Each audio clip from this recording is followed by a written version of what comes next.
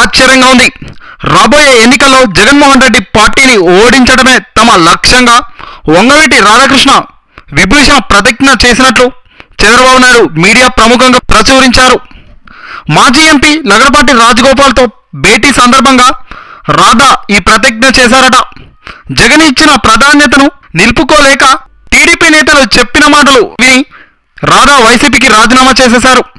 ఎన్నికలకు ముందు వైసీపీకి రాధా రాజీనామా చేసిన వెంటనే టీడీపీలో చేరడం, ఎమ్మెల్సీ అవ్వటం జరిగిపోతాయని ప్రచారం జరిగింది. అయితే రాధా ఇంకా టీడీపీలో చేరలేదు, కానీ ఆ పార్టీలో ఎమ్మెల్సీ సీట్లన్నీ భర్తీ అయిపోయాయి. కాబట్టి రాధా టీడీపీలో చేరినా దక్కే పదవి ఏదీ లేదని అర్థమైపోయింది. అందుకనే రాబోయే ఎన్నికల్లో జగన్ ఓటమే లక్ష్యంగా పనిచేస్తానంటున్నారు. తన తండ్రి వంగవీటి రంగాను అవమానించేలా జగన్ వ్యవహరించినందుకు తాను వైసీపీ నుండి వచ్చేసినట్లు చెప్పారు. అయితే రంగాను జగన్ అవమానించినట్లు రాధా ఆధారాలతో మాత్రం చూపించలేకపోయారు.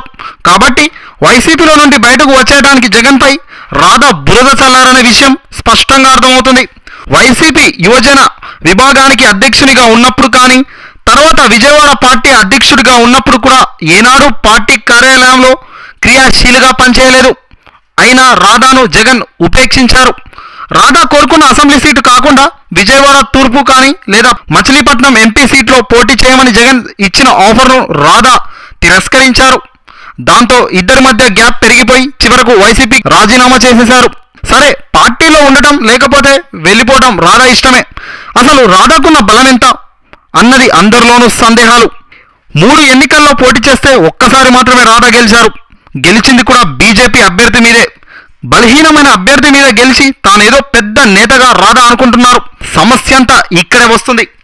తనను తాను చాలా పెద్ద లీడర్గా రాధా అనుకుంటున్నారు. దాంతో ఏ పార్టీలో ఉన్నా ఎవరితోనూ కలిసి పనిచేయలేకపోతున్నారు. రాధా చెబితే కాబూలంతా వైసీపీకి వ్యతిరేకంగా ఓట్లు వేసేంత సీనే లేదు. రాధాకు నిజంగానే అంత సీన్ ఉందనుకుంటే ఏ పార్టీకి కూడా రాధాను వదులుకోదు. కాబట్టి వ్యతిరేకంగా ప్రచారం చేసినంత మాత్రాన జగన్ ఓడిపోయేది ఏమీ లేదు. ముందు తన నాయకత్వం గురించి తాను నిజాయితీగా సమీక్షించుకోవడమే రాధాకు మేలు జరుగుతుందని నెటిజన్లు అంటున్నారు.